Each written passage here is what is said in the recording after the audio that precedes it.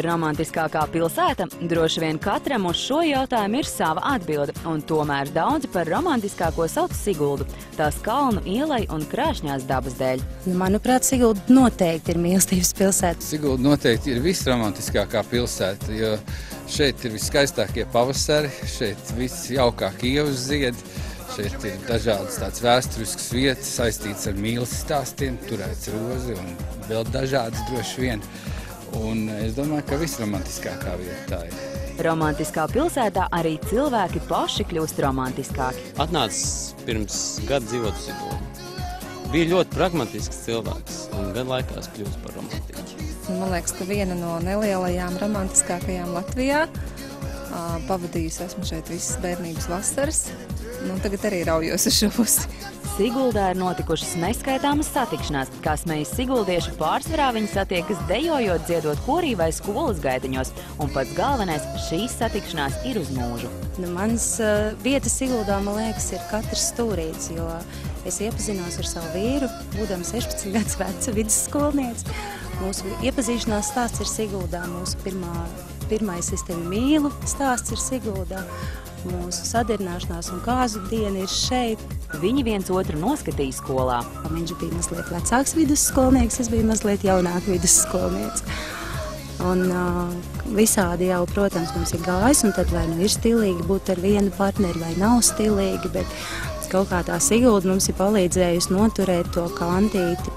Viņi ir kopā nu jau 14 gadus, un pēc 2 nedēļām viņi svinēs 10 gadu kāzu jubileju. Tā nu ir sanācis, ka mans lielais romantiskais stāsts ir mana pirmā lielā iemīlēšanās, vismaz līdz šim ir man vienīgā, un viņa kaut kādā veidā ir vainagojusies arī ar rezultātu. Viņu randiņa notika tad, kad tika baudīta divvientulība. Kad jauni cilvēki baudīja pirmo randiņu Lakstīgalu gravās, pastaigās, ievziedos, un bez lielām naudas tēriņiem vai diskotēku apmeklējumiem. Kā saka Aija, viss pirmais, kas vien var notikt ar viņu, ir noticis Siguldā.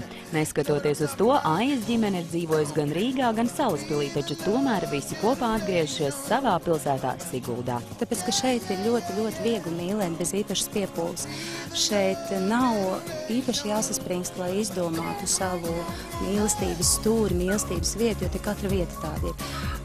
Izēja pastaigā pa gravas malu, tu jau jūties tā kā apgarots. Tu izēji vakarā ar tējas tās dārzā, virs tevis paceļas gaisa baloni.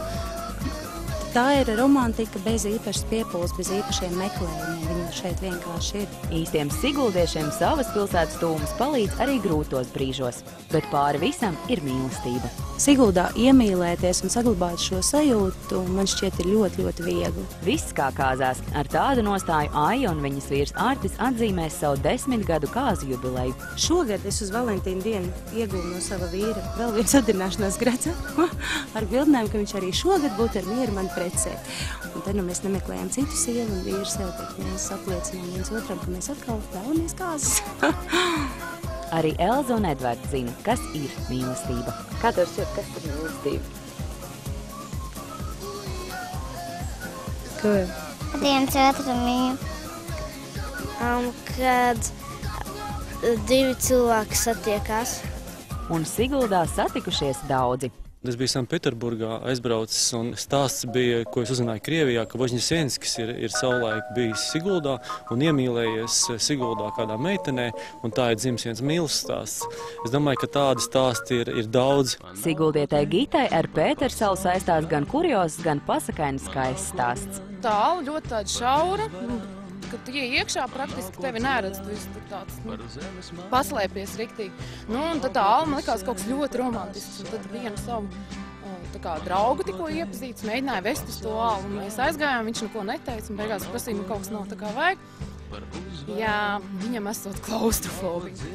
Bet tad mans nākamais vīrs, mēs bijām uz Viļņu Mielava dziesmas par Siguldas salām. Dziesmē drusku cits nosaukums, bet tur tāda maz frāzīta. Un tad viņš mani veda uz manu Siguldu, manu tā kā dzimto pilsētu. uz tām Siguldas salām. Laiks bija toreiz tāds traņķīgs, dubļains, sniegs, un mēģināja man nogrūst kaut kur nost. Veidam tu mēģināja grūst no kaut kādās sniega čupās. Tā mēs līdz tām malām aizlačojām, nu, bija jau jauka diena bija. Bet kāpēc tā ideja? Tā dziesma, laikam, tomēr bija tam ielām atpogamām krekli un tā sals. Kaut kā tā mēs arī to nolēmām šo dienu izmantot. Tas bija viņu pirmais nopietnais randiņš, un nu tas ilgst jau 5 gadus. Randiņš nav beidzies. Kā nekā mazā Šveice, un tad staigā pa tām ieliņām, vienalga ir vai vasara vai ziema, vienmēr tiek parūpēts par to, ka ir izgraznots, un pirms ziemā vakarā pastaigāties, kad pilsēta ir vienās gaismiņās, gaismu virtenēs virs galvām. Tad ir romantiski. Nešaubīgi Sigulda ir mīlestības pilsēta, jo tur ir vairāku 100 gadu pierādījumi, tur pat 5000 gadu vecs stāsts par Turaidas rozi. Un tas ir viens liels mīlestības stāsts, un tas, ko var vai nevar izdarīt dēļ mīlestības. Leģenda par māju, kuru viņas skaistuma dēļ dēvēja par Turaidas rozi, vēsta, ka Skaistula nepievīla savu mīlestību, kad uzmācīgs poļu armijas dezertieris gribēja iegūt meiteni ar varu. Viņa izvēlējās labāk mirt nekā tikt apkaunota. Sigulda ir nešaubīgi šī brīdī līderi Latvijā ar mīlestības, tādu inkubātoru, jo mums katru piekdienu, sestdienu iziet cauri, ja tā var teikt, vairāki 10 jaunlaulātie, kas dodās tieši uz Turaidas rozes, kapavietu, uz Turaidu, tradicionāli veids Gaujas tiltu, Līgavas nesienu. Un to mēs visi redzam, un tas notiek visu vasaru, visas vasaras garumā. Izrādās pašiem siguldiešiem nemitīgie kāzinieku pūļi netraucē. Tas arī ievieš to noskaņu tādu, ka tu mīli savas mājas, un citiem arī šeit patīk. Visa Gaujmalā, visa tāda senlēja būtībā, gan arī no jebkuras vietas paskatoties, gribās teikt, ai, cik romantiski. Daudzi mazie tiltiņi un lielie tiltiņi un gravas, kur jaunības dienās mēs diezgan bieži pastaigājāmies gan ar draudzenēm, gan ar draugiem vēlāk. Ir tāds trašs tilts, un tad mēs tur dzīvojāmies pa to trašu tiltu un pa tām malām, pa krastiem. Piknikojām. Varējām iet uz pīli, tur pilī, tad tur bija koncerti, nu tad tur arī visi tā lielākoties satikāmies. Taču Siguldā notiek ne tikai romantiskas, bet pat kaislīgas lietas. Otrā dienā pēc Jāņiem, 25. datumā, mūsu dzimstrakstu nodaļas vadītāja bija zvans un lūgums, vai 25. datumā nav iespējams ārkārtas situācijā veikt sarakstīšanās ceremoniju. Un mūsu dzimstrakstu nodaļas vadītāja ir pietiekoši atraktīva kundze un arī staigājas pa Lakstīgalu gravām un ievziediem, un noteikti šādu situāciju saka jā, kāpēc nē, un esam gatavi par to runāt. Tomēr uz atzvanīšanu, uz tālāko atzvanīšanu jau pēc pāris dienām šis zvans neatnāca, tā nepieciešamība bija pēkšņi un steidzama, un noteikti bija apakšā kāds liels mīlas stāsts. Tomēr tāda viena satikšanās punkta siguldiešiem nav. Es domāju, ka varbūt mūsdienās ir kaut kāds satikšanās punkts vajadzīgs, jo ja tā pasaka, kur tiekamies, tad ir tik daudz varianti. Ja, tad varbūt kaut kāds simbols satikšanās vietai varētu būt, jā. Tādēļ siguldiešu prāt laimes pulkstenim vajadzētu būt tieši šajā pilsētā, un viņi pat ir gatavi uzsākt īstu mīlestības cīņu. Tā varētu būt tā tikšanās vieta, no kurienes varētu tālāk vest ceļš uz šo mīlestības stāstu. Tas varētu būt svētku laukums, un tur arī ir romantiskie skati un dabas tūmas, un it kā arī viss blakus pilsētai. Siguldā visromantiskākā vieta varētu būt tā Lakstīgalas grava. Centrāli varētu būt tā, kā ir vilciens, un tur ir tāds varbūt skvēriņš. Laimes punkts varētu būt centrālajā laukumā, tieši pie stacijas centrālajā vietā. Es domāju, ka tā būtu laba vieta laimes pulkstenim.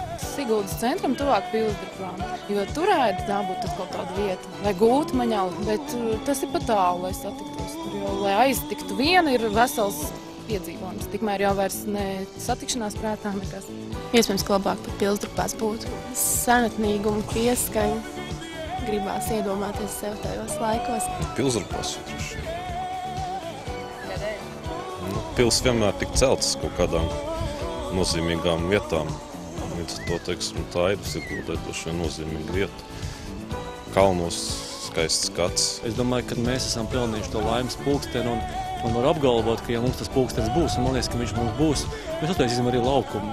Pieņemsim, nosaucim pa Laimes laukumu. Sigultieši, jums jāsarosās, jo iespējams mēs tiksimies Laimes laukumā. Elīna Doļģe, Edgars Jakobsons, Tautas balss.